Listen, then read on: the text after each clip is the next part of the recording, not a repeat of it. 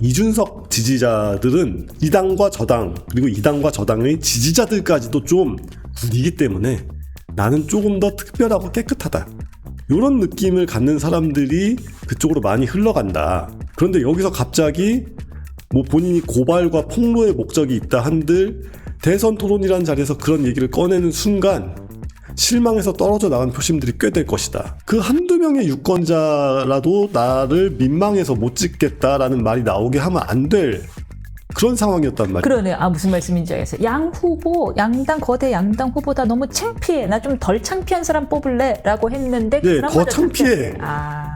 아니 이준석을 보니까 더 창피해.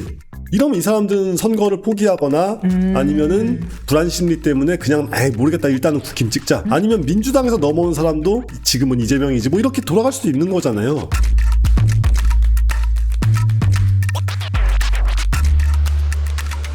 공격의 화살이 이준석 후보에게 가고 있습니다. 단일화를 하지 않았다는 이유로요. 예. 예, 저는 젓가락 발언만 하지 않았어도 예.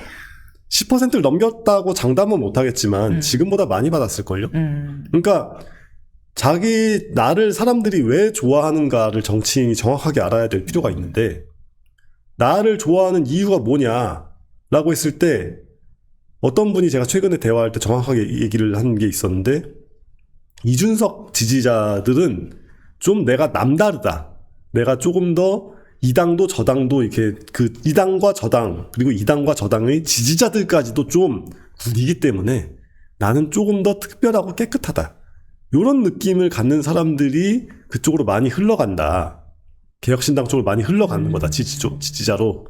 그런데 여기서 갑자기 뭐 본인이 고발과 폭로의 목적이 있다 한들 대선 토론이라는 자리에서 그런 얘기를 꺼내는 순간 실망해서 떨어져 나간 표심들이 꽤 될 것이다.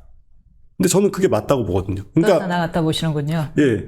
그래서 일단은 단일화를 한다고 해서 이준석 표가 그렇기 때문에 단일화를 했다고 한다면 오히려 이준석이 들고 있던 표 중에 상당수가 민주당으로 가가지고 박근혜 전 대통령 그때 대선했던 그때 2012년 대선처럼 오히려 강대강으로 붙어가지고 한쪽이 과반을 먹는 이런 식의 결과가 나왔을 수 있고, 이준석이 갉아먹어줬기 때문에 이재명 과반 당선이라는 최악의 결과는 피할 수 있었다고 저는 생각을 하는데, 어쨌건 이준석 본인은 굉장히 심각한 한계를 노출한 겁니다. 그러니까 이런 식으로 내가 이 자리에 있을 때 국민 여러분이 쪽팔릴 일이 있을 수 있습니다 라는 식의 예고편을 내보내버리면 곤란하죠. 그러니까 이제 같이 방송도 해보셨으니까 잘 아시겠지만 이게 어떤 그 예능감이라는 게 약이 되기도 하고 독이 되기도 하지 않겠습니까? 근데 굉장히 심하게 독이 될 수 있다는 거를 보여줘 버린 거예요. 그러니까 사람이 자신한테 주어진 역할에 따라서 요구되는 어떤 그런 진중함, 요구되는 어떤 그런 차분함, 이 수준이 점점 높아지는데 점점점 갑갑해질 수밖에 없단 말이에요. 그 이후에 대처가 더 문제였다라는 의견도 있어요. 예, 물론 당내에서도 빨리 즉각 사과해야 된다라는 의견도 있었다는데, 약간 이제 이 후보가 본인의 생각으로 아니다, 강하게 나가야 된다 그래서 어쩌라고였잖아요. 예, 그렇죠. 예. 어쩌라고 뭐 이런 거를 보여주면 안 되죠. 본인이 이재명도 아닌데, 이재명처럼 그 거대 여당을 장악하고 있는 당대표 겸 대선 후보도 아닌데, 정말 자신이 푼돈 가지고 지금 장사를 하고 있는 그 상태에서 그 한두 명의 유권자라도 나를 민망해서 못 찍겠다라는 말이 나오게 하면 안 될 그런 상황이었단 말이에요. 그러네. 무슨 말씀인지 알겠어요. 양 후보, 양당 거대 양당 후보다 너무 창피해. 나 좀 덜 창피한 사람 뽑을래 라고 했는데 네, 더 창피해. 아니 이준석을 보니까 더 창피해.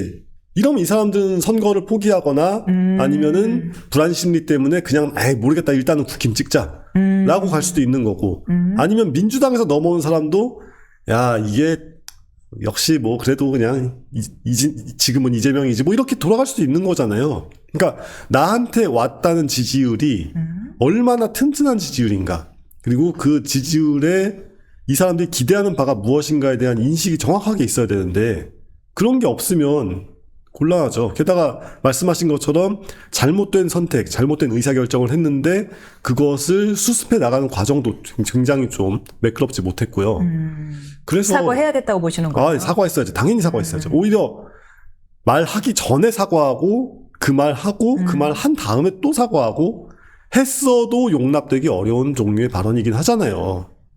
아니 뭐 내가 한 발언이냐? 인용했을 뿐인데 이거잖아요. 인용을 해도 인용문만으로 글쓰기 뭐 이런 종류의 장르가 있는데 이게 현대 문학에서 이제 굉장히 복잡한 현대 문학의 그런 장르가 그런 장르가 있어. 예. 그렇죠. 그런 식으로 이제 인용문만 엮어가지고 막 글도 쓰고 막 그런단 말이에요. 근데 그렇다고 해서 그게 자기 글이 아니냐? 하면 아니죠. 저자, 화자의 의도는 분명히 있는 거고. 인용에는 분명히 의도가 있어요. 인용도 의도가 있으니까 하는 거 아니겠어요? 그렇다고 해서 인용문을 하나하나 따져가지고 이건 다 네 생각이지 이런 식으로 할 게 아니라 전체적인 맥락과 흐름을 봐야 되지만 전체적인 맥락과 흐름 자체가 이준석이라는 이제 갓 40살이 만으로 40살이 되어서 대선 무대에 처음으로 발을 디딘 후보가 어떠한 방식으로 특정인의 뭐 이제 그게 허위 사실이라고 치더라도 어떠한 방식으로 특정인의 인격적인 요소랑 연결되어 있는 이야기를 공식 석상에서 꺼내는가? 굉장히 심각한 문제였습니다. 심각한 문제였다. 그런데 이제 이 8%의 지지율에 대해서는 어떻게 보십니까? 사실 국민의힘 입장에서는 최악은 면했다 이러고 보고 있고요. 왜냐하면은 이재명 대통령도 50%를 안 넘었고 뭐 이준석 후보도 10%를 안 넘었고 최악은 면했다라는 입장으로 보고 있는 것 같고 개혁신당 입장에서도 또 지지자들은 8% 괜찮아 나쁘지 않은 수치야. 우리 이제 지방선거가 있어. 이러고 있거든요. 정신승리죠. 솔직히 지금 정신승리라고? 아니 지금 선거빚이 심각할 텐데요. 뭐 한 30억에서 50억 이야기가 나오고 생각보다 많이 안 썼다고 얘기를 해요. 그래도 그래도 그게 10%를 넘겼냐 아니냐에 따라서 확연한 차이가 있죠. 그게 빚이라는 것은 아무리 그러니까 액수 전체가 크냐 작냐가 중요한 게 아니라 당장의 내 캐시플로우가 이제 그게 막히냐 아니냐가 더 중요한 문제 아니겠습니까? 그런데 그러면은 그냥 단적으로 이걸 따져보면 돼요. 뭐 제가 자료를 오늘 본 건 아니지만 대선 끝나고 후원금이 얼마나 더 들어왔냐 내지는 대선 끝나고 당원이 늘었냐 줄었냐 등등을 보고 생각을 해야지 그냥 뭐 8%면 괜찮네 이거는 자기들끼리 그냥 좀 이렇게 기분을 취업하려고 하는 얘기일 뿐이고 실제로는 그게 어떤 결과인지는 좀 두고 봐야 되는데 기대치가 그거보다 높았기 때문에 내부에서는 아마 지금 좀 분위기 좋지 않을 겁니다. 뭐 그럼에도 불구하고 만약에 제3당으로서의 입지를 공고히 할 수 있다면은 30억에서 50억 투자할 수 있는 돈이라고 보거든요. 뭐 후원금을 어느 정도 충당할 수도 있고요. 그러니까 이준석 후보 이 개혁신당의 미래 앞으로 어떤 탄탄대로일까요? 어떻게 보시나요? 아니면 이걸로 인해서 조금 위축이 될 거라고 보시나요? 당장은 한두 번 정도 선거를 더 치를 수는 있을 텐데 위축되지 않을 수는 없을걸요. 일단은 개혁신당의 가장 큰 무기는 이준석이잖아요. 사실 뭐 유일한 무기라고 할 수도 있을 것 같은데. 근데 거기서 치명적인 약점이 그것도 온 국민이 원래 알고 있던 약점이 진짜 약점이라는 게 드러났어요. 오너리스크죠. 오너리스크죠. 딱 정확한 표현입니다. 이랬을 때 그러면은 방법이 여러 가지가 있는데 애플에서 잡스가 오너리스크 그 자체인 인간이었는데 옛날에 잡스는 특히 그랬는데 한번 쫓겨났다가 돌아오면서 좀 정신을 차려가지고 그러니까 잡스2가 말하자면 잡스1이 쫓겨났다가 돌아와서 잡스2가 오늘날의 애플을 만들었잖아요. 뭐 이런 식으로 오너의 대우각성이 있을 수 있는데 그런 건 진짜 쉬운 일이 아니고 그럼 두 번째는 오너 리스크를 분산시키기 위해서 여러 가지 이렇게 좀 이렇게 일부러라도 자신과는 조금 다른 성향도 다르고 능력도 다르고 하는 사람을 이렇게 잘 배치해가지고 정치적으로 해결하는 그게 있는데 3명 있는데 왜? 아니 있는데 빛이 나냐고요. 독자적으로 어떤 그런 존재감 같은 게 보여서. 그러니까 그러면 그 둘 중에 한 분을 배치해야겠네요. 그러니까 그런 식으로 이게 활동할 수 있는 여지를 줘야 됩니다. 그러니까 지금 제가 잡스 얘기했으니까 두 번째 사례는 한국 기업 경우에 현대가 그냥 현대하면 정주영만 떠올리지만 사실은 포니정 뭐 이런 분들도 있고 그러니까 그 현대가 안에 훌륭한 경영자가 많았잖아요. 심지어 이명박 전 대통령, 그 당시 현대건설 사장으로 쭉 떠오를 때 약간 정주영이 일부러 키워준 거 아니에요, 이명박을. 일부러 키워가지고,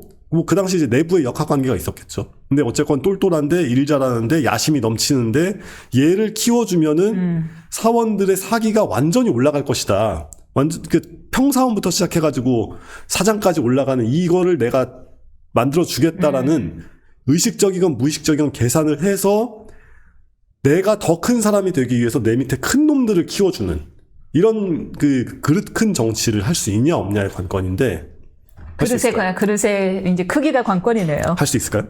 어떻게 보세요? 책을 어떻게 아니 보세요? 저는 실제로 이제 같이 방송에서 만나본 적이 딱 한 번밖에 없는데 네. 여러 번 보셨으니까 뭐 할 말은 많지만 하지 않겠습니다.